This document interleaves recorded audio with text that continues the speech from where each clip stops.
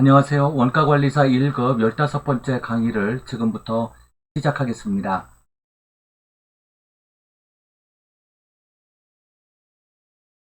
오늘은 원가조업도 이익분석이고요. 원가조업도 이익분석의 개요, CVP 분석의 용어와 가정, CVP 분석의 특징, CVP 분석의 기본 개념, CVP 분석을 위한 공식, 손익분기점을 내기 위한 전략, 업체별 손익분기점 비교 분석 예시, BEP 분석과 매트릭스 전략에 대해서 각각 설명해 드리겠습니다.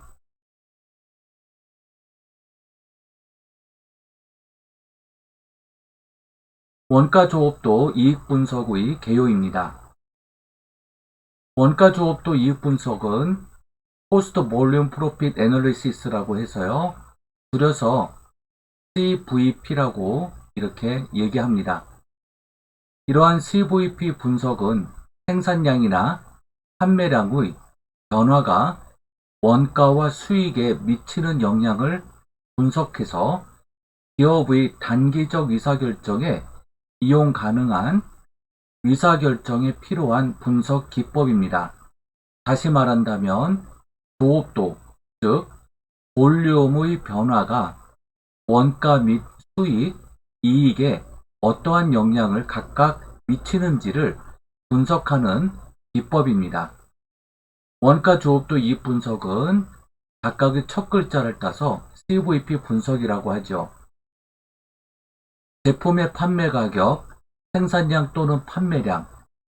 CVP 분석에서는 생산량과 판매량은 같다고 봅니다.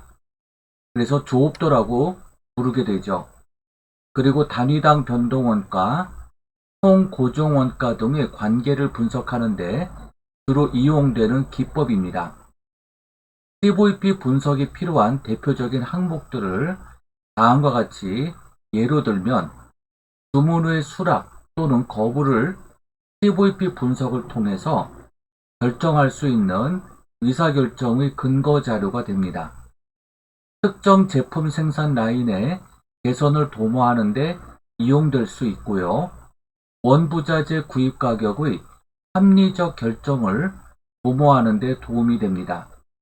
제품의 자가 제조 또는 외부 위탁 제조를 선택하는 데 도움이 되고요. 제품의 합리적인 가격을 결정하는 데에도 도움을 줍니다. 그리고 이 9가지 전제 조건이 필요한데요. 이익을 0으로 하기까지의 조업도는 얼마인가를 보는 것입니다. 즉 0에서 출발하는 총수익이 우상향하는 선형으로 그려집니다. 그리고 고정원가가 일정한 범위에서 일정한 높이에서 출발을 하죠. 그래서 총수익 곡선과 총고정원가의 곡선이 그려지고요. 그 다음에 변동원가는 총수익과 비례하여 올라가는데 변동원가와 고정원가를 합한 총원가가 고정원가 높이에서 시작이 되어서 이렇게 그려지게 됩니다. 그것을 총원가라고 합니다. 총원가는 총변동원가와 총고정원가의 합입니다.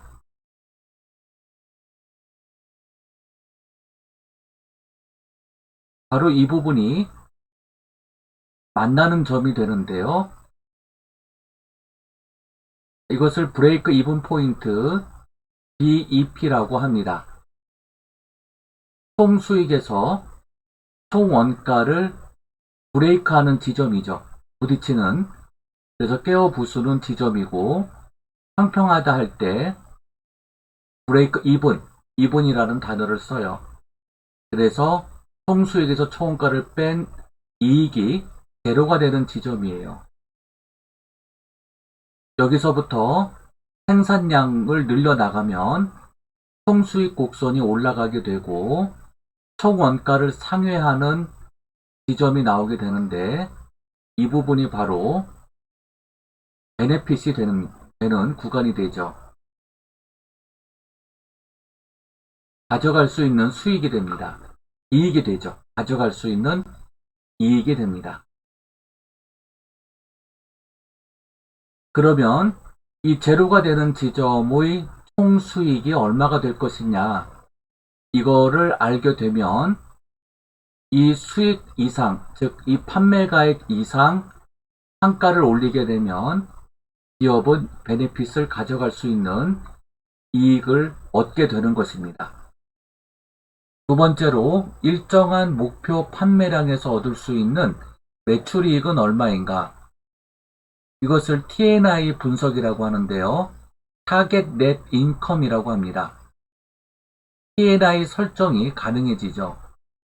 그래서 몇 개 이상 판매를 하게 되면 매출이익을, 즉 경영주가 목표한 매출이익을 가져갈 수 있는 포지션이 나오게 됩니다. 세 번째로 목표이익을 얻을 수 있는데 필요한 판매량과 매출액은 각각 얼마가 되는 것일까? 그리고 네 번째로 기업에 맞는 제품별 소비자 판매 가격은, 즉 기업에 맞다라는 것은 기업이 부담하는 총 원가를 해소할 수 있는 소비자 판가를 정하는 데 기여합니다. 그리고 다섯 번째, 기업의 적정 생산량 및 판매량, 기업의 캐파시티에 맞는 생산량, 이에 따른 판매량을 알 수 있고요. 여섯 번째, 가격의 변화 및 원가의 변화에 따라 이익과 손익분기점에 미치는 영향을 알 수가 있습니다. 일곱 번째, 특정 공정부문을 유지하고 어떤 공정부문은 해지해야 되는가를 알 수가 있고요. 여덟 번째, 제품별 공헌이익을 내기 위해서는 어떻게 하는 것이 가장 좋은 전략인지도 알 수 있습니다. 매출액을 올릴 수 없다면 아홉 번째로요. 공헌이익을 내기 위해서 어떠한 전략들이 필요한 것인가를 알 수가 있죠. CVP 분석의 용어에 대해서 그리고 가정에 대해서 좀 더 자세히 알아보겠습니다. 먼저 CVP 분석에서 사용되는 용어입니다. CVP 분석에서는 영업이익, 총수익, 총비용 사이에 다음과 같은 관계가 성립되는 점을 먼저 이해해야 합니다. 여기서 총수익은 영업활동으로 인한 수익을 말하며 총비용은 매출원가와 영업비용을 포함하지만 법인세를 제외한 개념입니다. 법인세는 국가의 납세 의무로 내는 세금이죠. 그래서 이익에 대해서 세금이 붙는데요. 법인세를 감안한 CVP 분석도 있고요. 법인세를 제외한 CVP 분석도 있습니다. 영업이익입니다. 영업이익은 Operating Income이라고 해서 OI라고 합니다. 이것은 세전 이익이 되기도 하죠. 총수익입니다. Total Revenue라고 하죠. 또는 Total Sales라고도 합니다.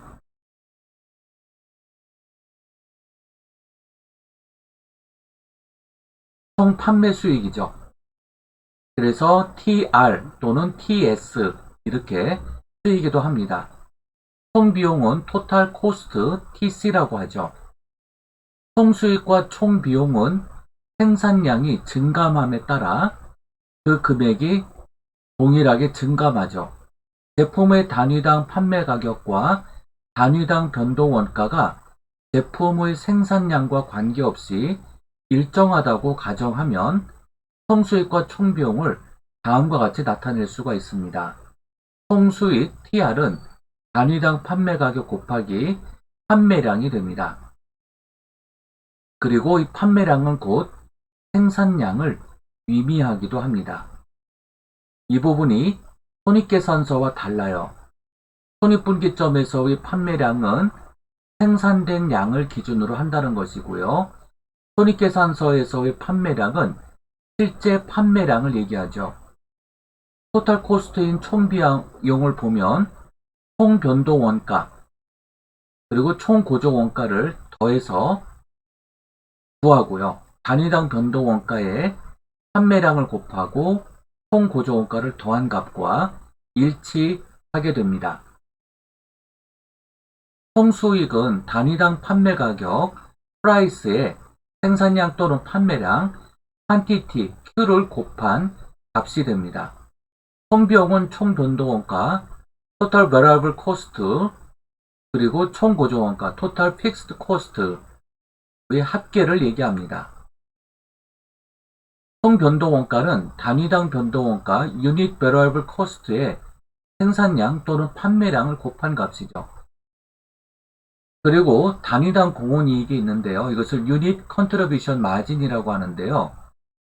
공원이익은 제품 한 단위의 판매가 고정 원가를 회수하고 이익을 창출하는데 얼마나 공헌하는가를 나타나는 개념이기도 하고요. 또 하나의 어떤 개념이 있냐면 총 수익의 총 변동 원가를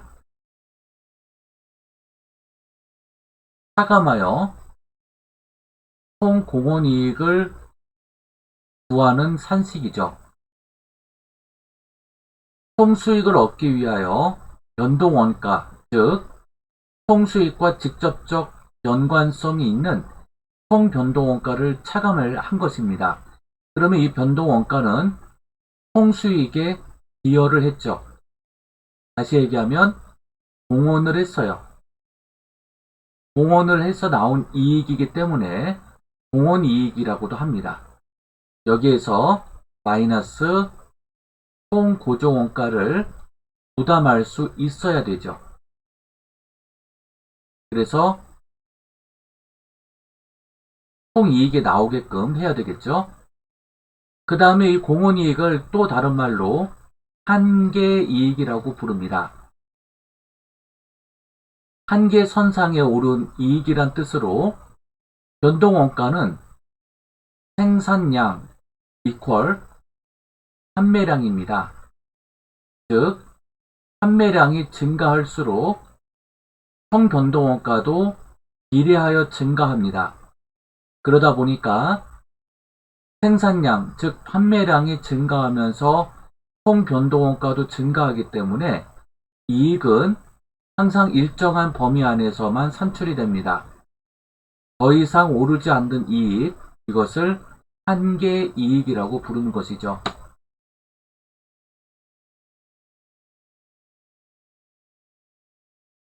공헌이익 포괄 손익계산서의 개념을 보면 매출액의 변동원가를 차감해서 고정원가를 차감하고 영업이익을 구하는 방식, 이것을 공헌이익 개념의 포괄 손익계산서라고 부릅니다.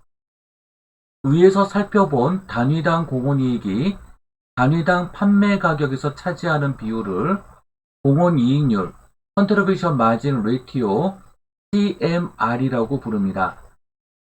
공헌이익률을 알아야 손익분기점 매출액을 구할 수 있기 때문에 공헌이익률은 반드시 계산될 필요가 있는 것이죠. 공헌이익률은 매출액에서 고정원가의 회수 및 이익을 획득하는데 기업에 얼마만큼 공헌하는가를 비율로 나타낸 것이기도 합니다. 그래서 금액적 측면보다 비율의 측면이 중요한 이유는 다음과 같은데요.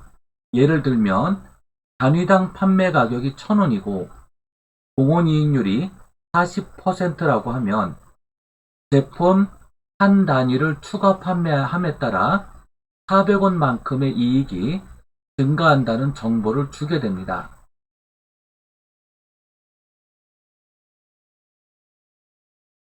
그 다음에 이 공원이익률은 이런 산식으로 구해지는데요. 쉽게 공원이익을 구하는 방식은 공원이익 나누기 총수익입니다. CVP 분석 후의 과정을 살펴보겠습니다. CVP 분석은 실제로 복잡한 현상을 단순화시켜 이해 가능성을 증진하기 위해 다음과 같이 과정을 내포하고 있습니다. 첫 번째, 수익과 원가를 변화시키는 수익 동인, revenue 드라이버와 원가 동인, 코스트 드라이버는 제품의 생산량과 판매량에 의해서만 발생한다고 가정하는 단일 동인, 싱글 드라이버의 모형입니다. 현실에서는 수익과 원가에 영향을 미치는 요인에는 조업도 이외에도 경제 성장률도 있고요. 소비자 선호도도 있고요. 또 경쟁 기업의 상황에 따라서도 달라지고요. 종업원의 사기, 설비의 이용 가능 정도, 기술의 변화, 생산 요소에 따른 가격 변화 등이 있습니다. 이와 같은 여러 종류의 수익 동인과 원가 동인을 사용하여 복잡한 모형을 만들 수 있는데요. 이를 통해 얻는 효익이 발생하는 원가를 초과하는 경우, 즉 이러한 것들을 모두 얻게 되려면 추가 비용 등이 발생하게 될 텐데요. 이렇게 해서 얻는 효익이 원가를 초과할 때에는 바로 효익이 원가를 초과할 때만 사용이 가능하다는 얘기고요. 만약에 이러한 비용 등이 효익보다 크다면 당연히 사용하면 안 되겠죠. 두 번째로 모든 원가를 고정원가와 변동원가만 있다고 보는 가정이고요. 세 번째로 기본적인 CVP 분석 모형은 단기적 의사결정에서만 사용하여야 합니다. 그러므로 조업도가 크게 변동하지 않는 단기간의 관련 범위 내에서 사용되기 때문에 고정원가는 관련 범위 내에서는 항상 일정하다고 가정하는 것입니다. 고정원가도 일정한 파동이 있어서요. 이렇게 높낮이가 있겠죠. 근데 이렇게 일정할 때 보는 것이죠.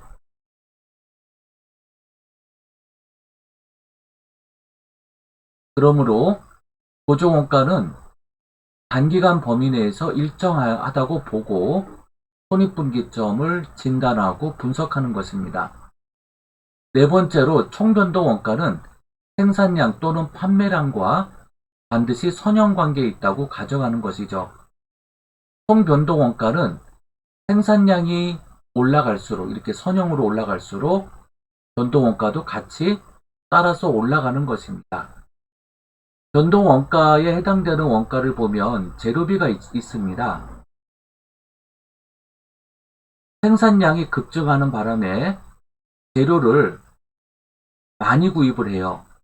재료 구입이 많아지면 매입 단가가 좀 더 낮아질 수 있습니다. 그래서 총 변동 원가는 생산량이 올라갈수록 이렇게 꺾여질 수가 있어요. 자, 이런 관계가 성립될 수 있습니다. 그런데 단기간 내에 보고하는 것이므로 재료를 많이 구입했다고 해서 단위당 원가가 인하된다는 가정을 버리고 항상 우상향하는 선형곡선으로 보는 것이죠. 그래서 단기간 의사결정을 다루기 때문에 관련 범위 내에서는 생산량 또는 판매량에 비례한다고 보는 것입니다. 다섯 번째로 현실적으로 수량 할인, 현금 할인 등이 존재합니다. 즉 생산 공급이 높아질수록 일정한 생산되는 수량의 판매 단가가 인하될 수가 있어요. 그럼 이렇게 가다가 좀 어느 정도 완만하게 곡선이 휘어질 수가 있습니다. 네, 이러한 것들을 버리고 항상 일정하게 우상향한다고 보는 것이에요. 그래서 항상 일정하다. 그래서 선형으로 우상향한다고 가정합니다. 여섯 번째로 단위당 판매 가격, 단위당 변동원가, 보조원가는 이미 알려져 있다고 가정하고요. 일곱 번째로 CVP 분석에서는 재고자산의 수준이 변동하지 않고 생산량은 모두 판매되어서, 그래서 생산은 곧 판매로 보는 것입니다. 즉, 단기 의사결정을 위한 분석 도구인 CVP 분석은 단기 발생 원가, 발생 주의에 따라 단기 발생 원가를 고려하는 것이죠. 손익계산서의 매출 원가는 어떤가요? 기말 제품 재고액을 차감하여 구하죠. 그래서 재고를 인정합니다. 그런데 손익분기점에서는 재고 없이 모두 생산된 것은 판매된 것으로 보고, 그러다 보니까 여기에 해당하는 변동원가와 고정원가도 발생 주의에 따라 발생한 모든 원가는 해당 원가로 모두 인정하게 되죠. 전기에 발생한 원가를 포함하는 재고자산은 분석 대상에서 제외될 수밖에 없습니다. 여덟 번째로 CVP 분석에서는 기업이 다수의 제품을 생산, 판매하는 경우에도 제품의 매출 배합이 일정하다고 가정합니다. 아홉 번째로 모든 수익과 원가에 대한 화폐의 시간 가치를 고려하지 않습니다. 세 번째, CVP 분석의 특징을 보면요. 판매량의 변동이 있을 때, 즉 판매량이 감소하면 변동비율, 공원이익률은 항상 일정하죠. 즉 판매량의 감소, 증가와 관계없이 변동비율, 공원이익률은 항상 불변합니다. 그러나 경상이익이라고 제가 표현을 했는데요. 2005년에 이미 폐지가 되었습니다. 그런데 손익분기점을 설명하기 위해서 공원이익에서 고정비를 차감한 후에 이익으로 이렇게 얘기를 하게 됩니다. 그래서 경상이익 해도 되고 영업이익 해도 되는데요. 일단 경영상 이익으로 보고요. 경영상 이익 금액은 판매량이 감소하면 당연히 감소하게 되고, 판매량이 증가하게 되면 이익도 증가하게 되죠. 판매 단가의 변동이 있게 되면 어떻게 될까요? 변동 비율, 즉 판매 단가를 감소시키면 해당 변동 비율은 올라가게 됩니다. 이에 따라서 공원이익률은 감소하게 되죠. 그리고 경상이익도 감소하게 됩니다. 판매 단가를 올리면 어떻게 될까요? 변동 비율은 떨어지고요. 이에 따라 한계 이익률인 공원이익률은 올라가게 됩니다. 그러므로 경상이익이 증가되는 것이죠. 변동비를 증감시켜 보겠습니다. 변동비를 감소시키면 절감을 통해 감소가 있게 되면 변동비율은 내려가고, 이에 따라 한계 이익률인 공원이익률은 증가하게 됩니다. 당연히 경상이익도 증가하게 되죠. 변동비를 높이게 되면 변동비율은 그만큼 올라가게 되고요. 공원이익률은 떨어지게 됩니다. 이에 따라 경상이익도 감소하게 되죠. 고정비를 보겠습니다. 고정비의 증감은 변동비율과 공원이익률에 아무런 영향을 주지 않습니다. 다만 경상이익에 영향을 주게 되죠. 자, 이제 CVP 분석 개념을 하나하나 보겠습니다. 컨트리뷰션 마진, 공원이익을 보겠습니다. 매출액에서 변동원가를 차감한 금액입니다. 아까 설명했듯이 보조원가를 회수하고 경상이익 또 영업이익이 얼마만큼 올라갈 수 있는지를 보는 것이죠. 단위당 공원이익입니다. 컨트리뷰션 마진 per unit인데요. 단위당 판매 가격에서 단위당 변동원가를 차감하여 구한 것이죠. 공원이익률입니다. 컨트리뷰션 마진 레이티오는 공원이익의 총수익을 나눠서 구하죠. 단위당 공원이익도 마찬가지 단위당 판가에 나누어서 구하게 됩니다. 공원이익률은 전체 매출액 중 몇 %가 보조원가의 회수 및 이익 창출에 공헌하였는가를 나타내는 것이죠. 그래서 매출액의 변화가 기업의 순이익에 미치는 영향을 분석할 때 공원이익보다는 좀 더 유용하게 사용될 수가 있죠. 예를 들어 공원이익이 10원으로 동일해요. A, B 두 제품이 공원이익이 10원입니다.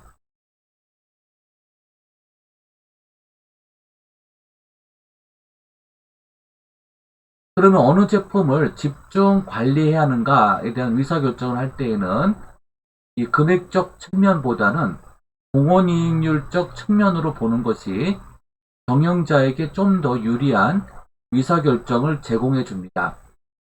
A의 판가가 50원, B는 100원입니다. 그러면 공원이익률 개념을 도입을 하면 공원이익률은 당연히 A가 20%가 되고요.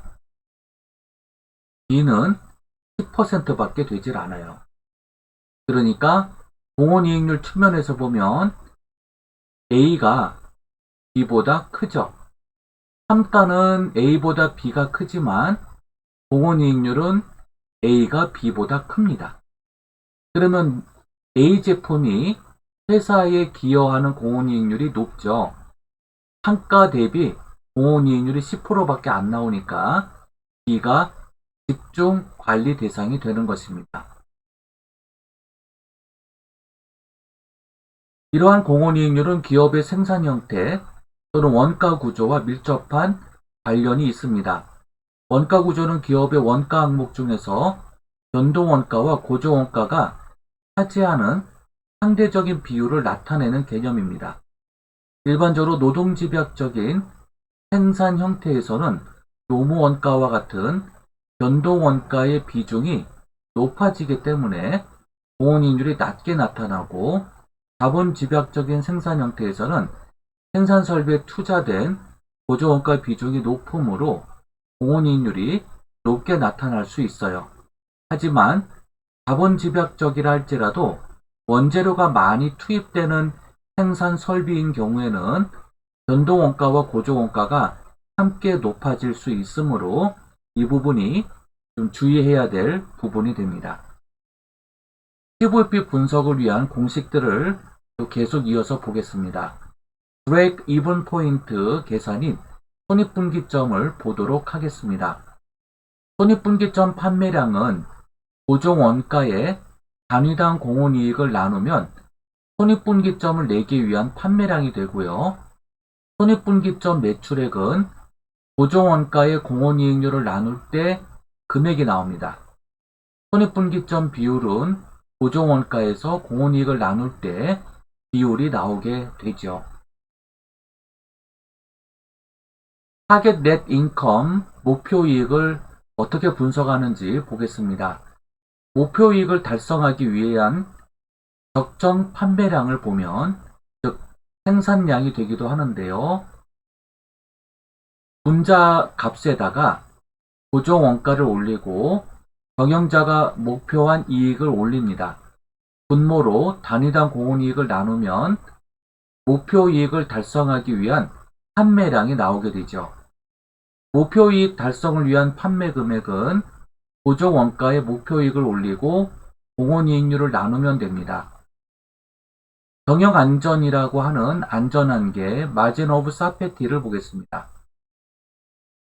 예상 매출액 또는 실제 매출액이 손익분기점을 초과 달성하는 한계 수준을 계산해 보는 것입니다.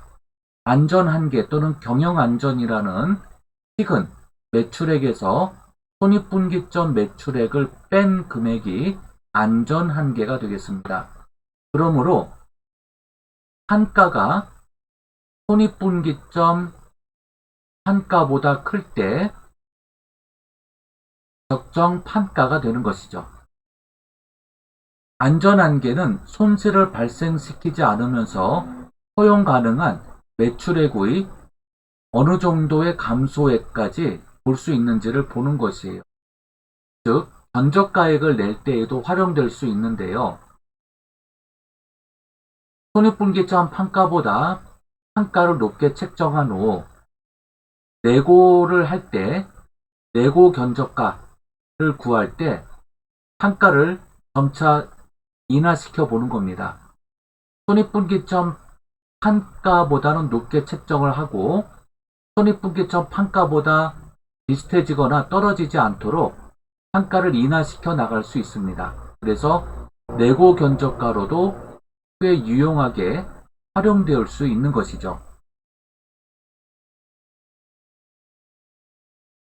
법인세를 고려한 CVP 분석을 보겠습니다. 세후 이익, net income은 영업의 수익과 영업의 비용을 0으로 가정하고 세전 이익에서 법인세, corporate tax를 차감한 금액입니다.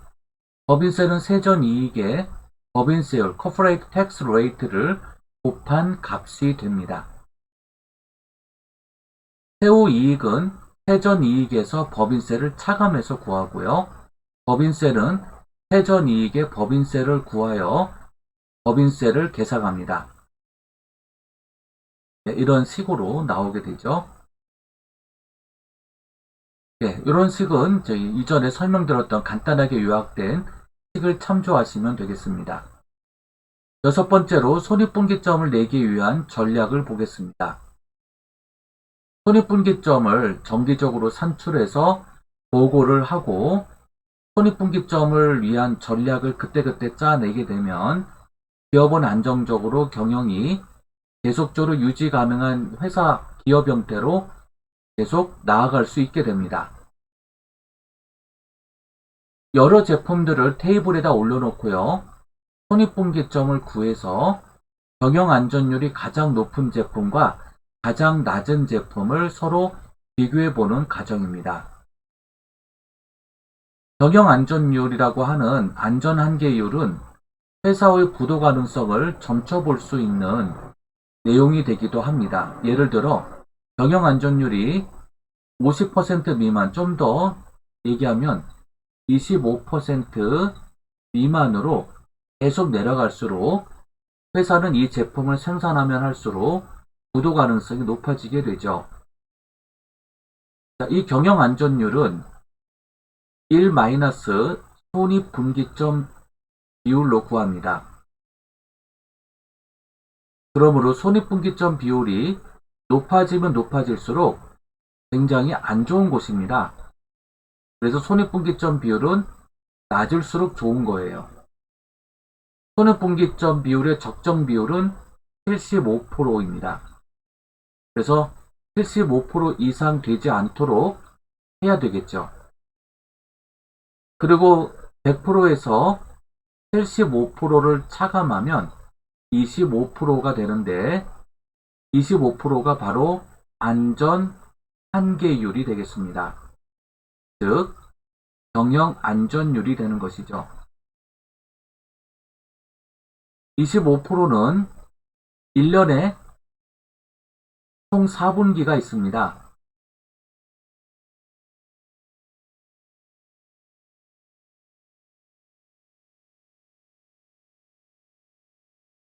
각각 25%의 비율로 책정이 되고요.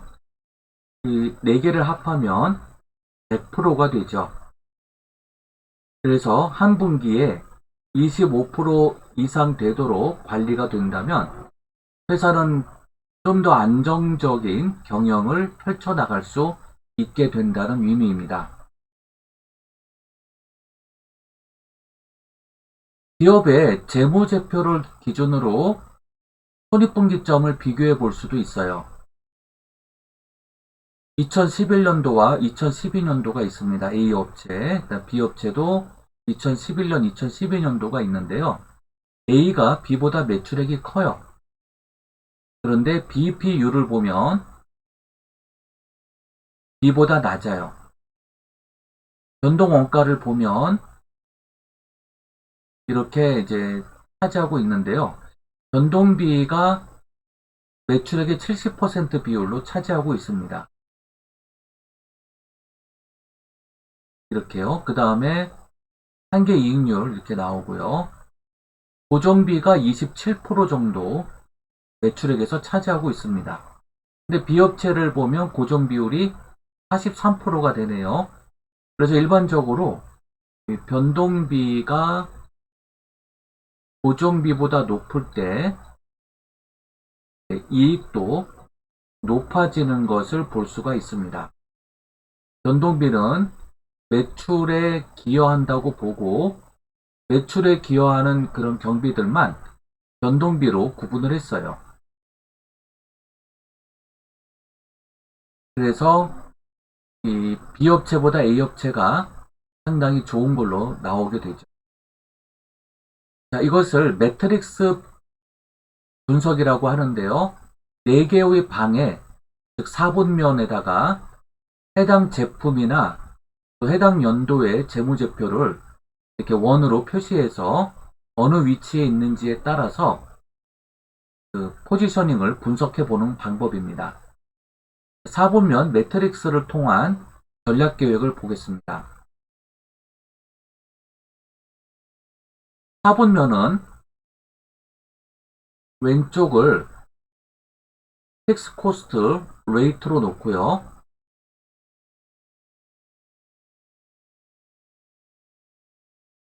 그 다음 이쪽을 BP 레이트로 합니다. 가운데가 75%, 픽스 코스트 비율은 50%입니다. 가운데가요. 그래서 고정 원가가 높고 BP율도 높게 나오는 부분이 바로 여기에 해당이 됩니다. 그 다음에 BP율은 75% 이상으로 높은데 고정 비율이 50% 이하가 되면 여기에 위치하게 되고요. BP율이 75% 이하이고 고정 비율이 높은 경우에는 여기에 위치하게 됩니다. 그 다음에 BP율 75% 이하이면서 고정 비율 50% 이하이면 또 여기에 해당이 되죠. 가장 좋은 구간이 바로 여기입니다. 즉 목표 이익 설정 가능한 구간이 되죠.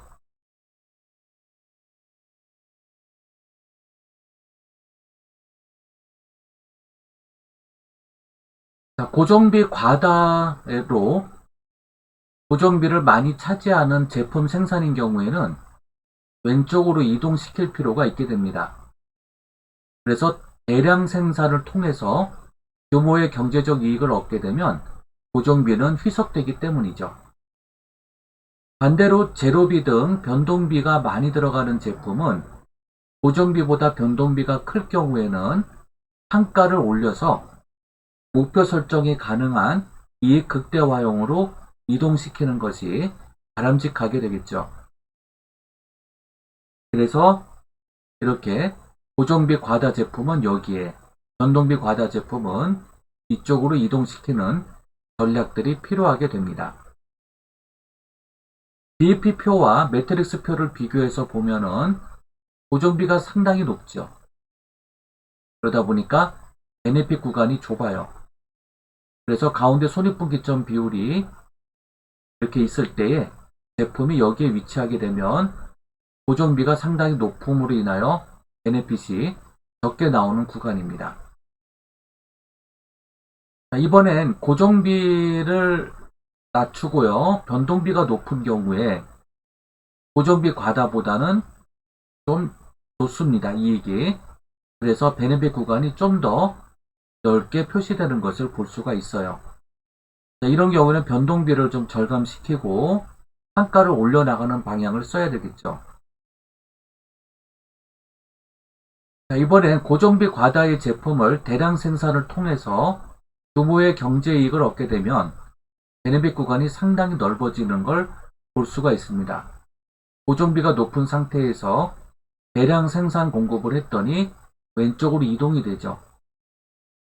그리고 더더욱 생산량을 높이게 되면은, 이렇게 높이게 되면은 고정비는 항상 일정하게 나가기 때문에 여기에 위치해 있죠. 점점점 올라가게 되니까 이렇게 왼쪽으로 이동하게 됩니다. 그러면 이제 고정 비율이 수익에서 차지하는 비중이 낮아지게 되지 않습니까? 그러면 이제 고정 비율이 내려가니까 어떻게 될까요? 네, 이렇게 꺾여지겠죠. 그래서 목표 설정한 가능한 이익이 됩니다. 그래서 대량 생산을 통한 규모의 경제 이익을 창출하는 대기업들이 많죠. 그 기업들이 성장하게 되는 원동력이 됩니다. 그래서 여기에 위치하게 되면은 고정비 포지션이 낮아지고요. 베네핏 구간은 상당히 넓어지고 폭이 깊어지는 것을 볼 수가 있습니다. 네, 감사합니다. 오늘 손해분기점 분석 설명을 다 해드렸고요. 다음 시간에는 문제풀이 설명으로 이어지도록 하겠습니다. 수고 많으셨습니다. 감사합니다.